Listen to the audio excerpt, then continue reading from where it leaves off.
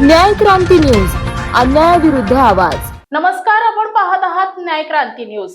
पुणे आणि पिंपरी चिंचवड शहराला हादरवून सोडणाऱ्या विषारी दारू कांडाची धक्कादायक माहिती समोर आली आहे।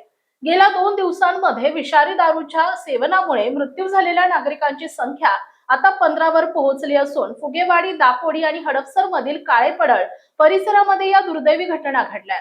सुरुवातीला पोलिसांकडून हे मृत्यू नैसर्गिक कारणांमुळे झाल्याचा दावा करण्यात आला होता, मात्र शवविच्छेदन आणि फॉरेन्सिक तपासणी अहवालातून मृतांच्या शरीरात घातक रसायनांचे अंश आढळून आल्यानं हा विषारी मद्याचा प्रकार असल्याचं स्पष्ट झालंय।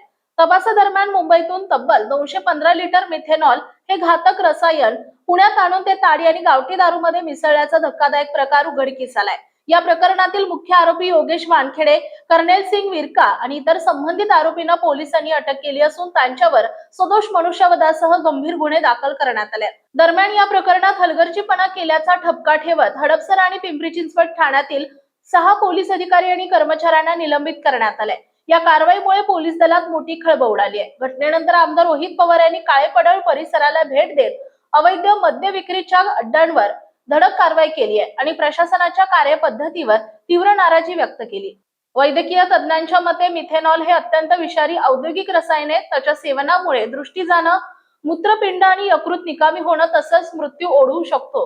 या भीषण घटनेमुळे अनेक कुटुंबावर दुःखाचा डोंगर कोसळला असून अवैध दारू विक्री आणि हातभट्ट्यांविरोधात कठोर कारवाईची मागणी जोर धरत आहे। आपल्या परिसरात अवैध दारू विक्री, हातभट्टी, ड्रग, जुगार, मटका किंवा इतर कोणताही बेकायदेशीर धंदा सुरू असल्याचं आढळल्यास तात्काळ पोलीस आपत्कालीन क्रमांक 112 वर संपर्क साधा। नागरिकांच्या सतर्कतेमुळे अनेक निष्पाप जीव वाचू शकतात। प्रशांत काटे, संपादक, न्याय क्रांती न्यूज, पिंपरी चिंचवड, पुणे। आपल्या परिसरातील बातम्या पाहण्यासाठी चॅनलला सबस्क्राइब करा, व्हिडिओला लाईक करा आणि बेल आयकॉन दाबायला विसरू नका।